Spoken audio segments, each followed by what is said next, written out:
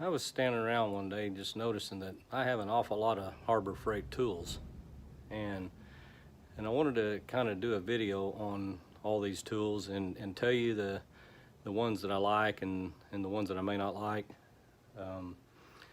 just to give you an idea that if you are looking for tools that are lower in cost, these tools are really not that bad, and you can get some good bargains on them, and you can also get some good use out of them. But what I want to do is also let you know is that even though I operate a shop and I do put these tools to some pretty good use, a lot of these tools don't just get day-to-day use.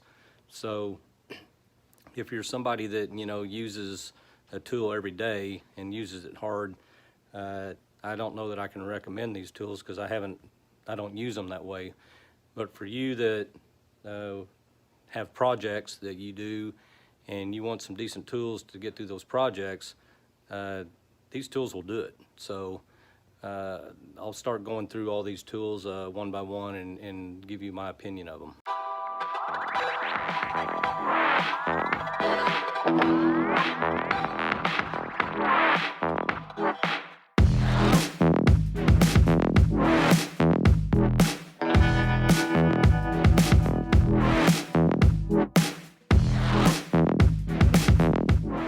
Okay, we'll start with the tool that's not here. I have a 3-ton, it's a Pittsburgh 3-ton floor jack that has the quick jack, the type that jacks up quickly. So it's currently in use in my garage holding up my trailer. And this has been on this jack for, I'm going to say, going on at least 5 days. Let's see, I went last Saturday. It could be on a week. So this thing's probably been on here a week, and it hasn't dropped any. So I can't say how long a jack like this would last, but I paid $63 for it. I got it in one of their tent specials, and I've used this on my truck, my big truck, with no issues. So I'm very happy with this. This is a buy I'm glad I made, considering I'm not a mechanic, so whether it would be a good product for a mechanic to use on a daily basis, I couldn't tell you, but I can certainly say that for home use it's done a great job. All right, here on this table is all these tools that I have. Starting here, I've got a metal cutter, and it's in a Chicago Electric, 2 horsepower with the 14-inch. And in case you need to see this information as to the power, 3,500 RPM. I bought this when I was doing starting to build on a wood gasifier.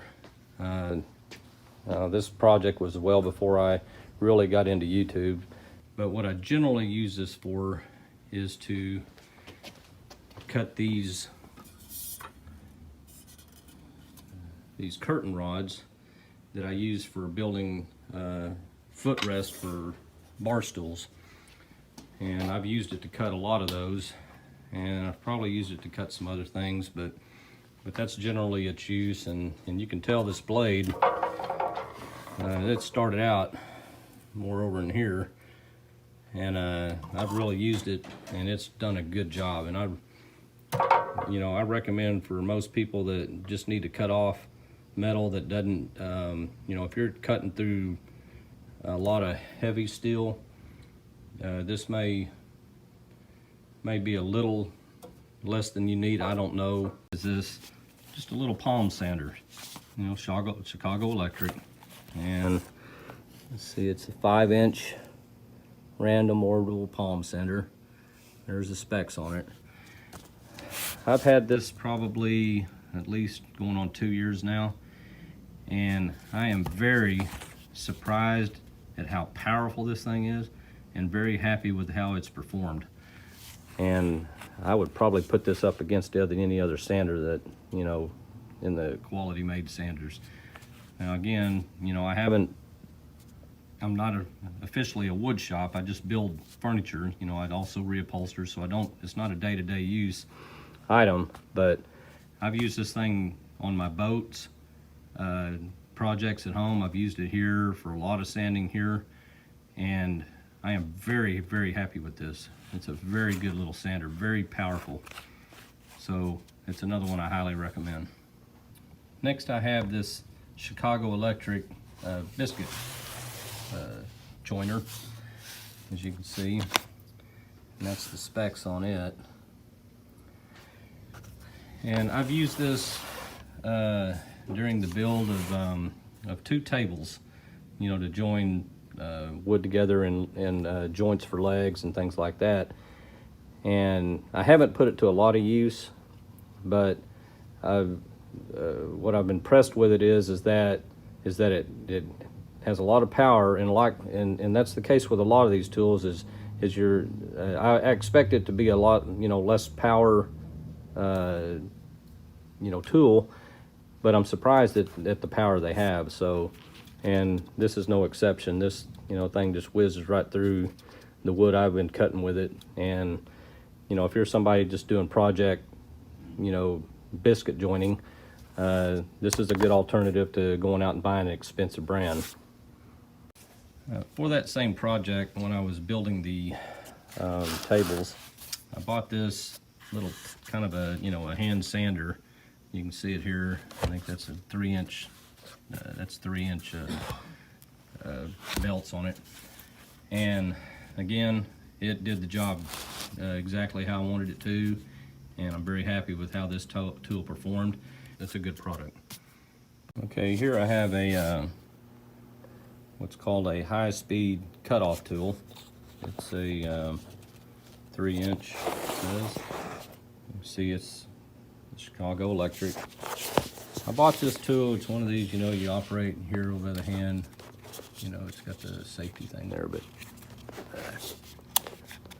that's how you operate it. And then, of course, it just has a rotating blade for cutting off things.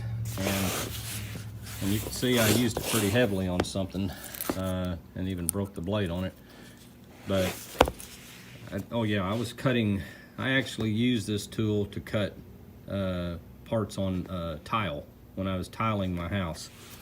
And it made it where I could, because I didn't have the cutter I needed properly for it, but this sufficed and helped in that project. And as with all these other tools I've noticed, I was surprised at how powerful it really is. Here I have this Central Machinery. This is a 4-inch disc sander, tabletop sander. For my shop use, it's not powerful enough. It would be fine for, you know, for those that, you know, just need a, you know, here and there sander. I don't recommend it for a shop use unless, like, you're, you know, using it for small items and stuff. A lot of the wood that I grind, a lot of the wood that I sand is going to be, you know, require more power and more size. And I bought one of these first, and one day I dropped it off of this stand here. This is where I kept it before, and it never did work again. So as far as, you know, how fragile these things can be, that's in question on this particular item. I will say that, you know, I did go ahead and buy another one because at the time I think I only paid like $60-something for this thing, and it will do some good for you for the price. But I did decide that it was not nearly enough power for the kind of work I do, which is why I upgraded it to the bigger one. Now this is the 6-inch, and obviously it's got a lot more power. I don't know if this is plenty sufficient for what I do around here, and I'll show you some footage of me using it.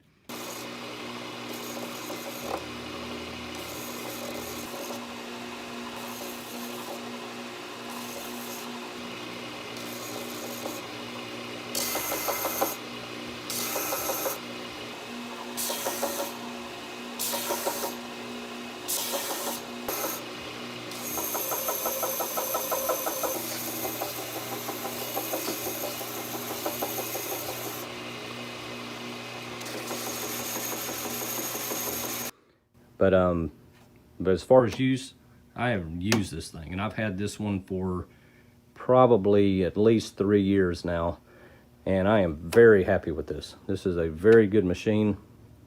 I've grinded down metal on this thing with my, for building, those shotguns I built early on, and it just, non-stop work, just great work. And I do tons of legs and everything, so it's a really good product. I really highly recommend this sander.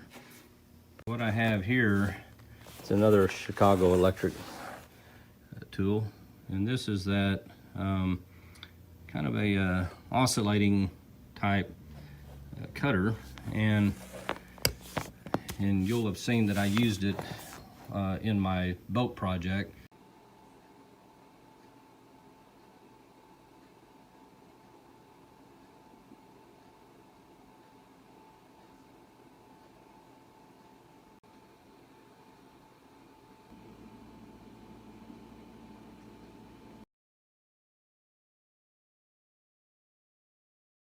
I don't know that I'll have much use for it here in my shop for this type of cutting, but for the boat project, for cutting fiberglass and the kind of cuts that I needed, this thing was amazing, and it was amazingly powerful.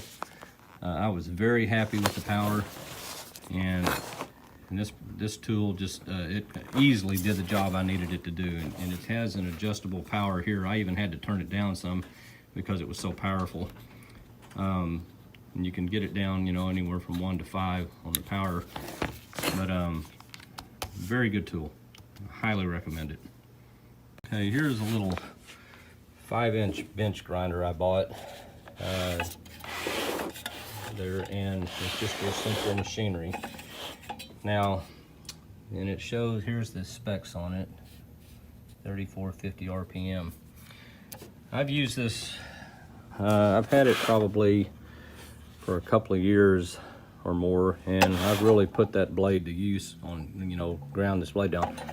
But this is the one tool that I'm not impressed with the power on.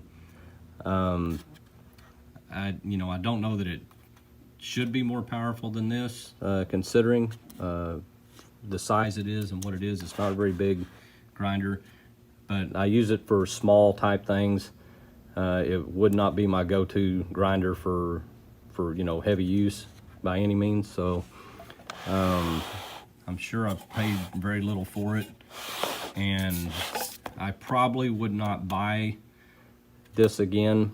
I would probably go ahead and step up and buy a little bit more powerful, but I would probably still do it in the product, in this product, but I just wouldn't do it for this one. It really not hard to get this thing to stop and slow down, to lose its power on it. So I can't imagine what kind of grinding you would do that would not bog this thing down. So I don't recommend this. Here's a impact driver that I bought. It's the Brower, you can see. It's 20 volt. Got the lithium battery. Let's see, there's some specs on it right there. I haven't had this long. I bought this mainly to have at home and to use on the boat project, mainly because I didn't want to have my the one that I use at my shop going back and forth all the time. So I thought, well, I'll get a cheaper option since I don't use it at the house, but only at the house. So, but what I can say about this tool is that I'm surprised. It is very powerful. I can't tell a difference between it and the Milwaukee that I have.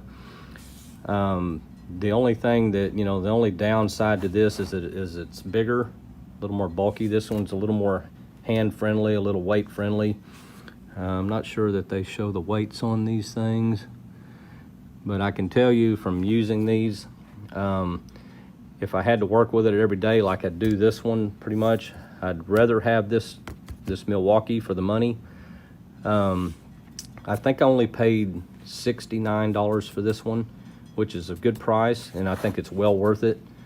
And for home use, it's good, and I'm sure I could use it here if I wanted to. Now, one thing I can't say is about the battery, you know, durability. I've been really happy with my Milwaukee, so and I haven't been displeased with this one, but I haven't used it enough to know, you know, how quickly it burns down compared to this other one over here. But you can tell that it's a little bulkier. It's not that bad a grip. I'm not that unhappy with the grip. That's fine. I think it's just that I don't like this bulky looking head.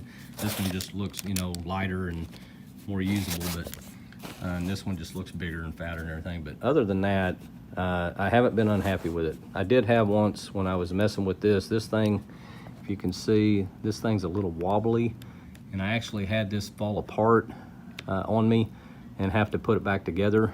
I don't know that, see, that's not, you know, this one's not 100% unwobbly either, but I think this one's a solider, a little more solid system. And this one, you know, you have to be careful with it, or you can get it out of whack and the ball bearing fall out of it. But I was able to put it back together with no problem and go on.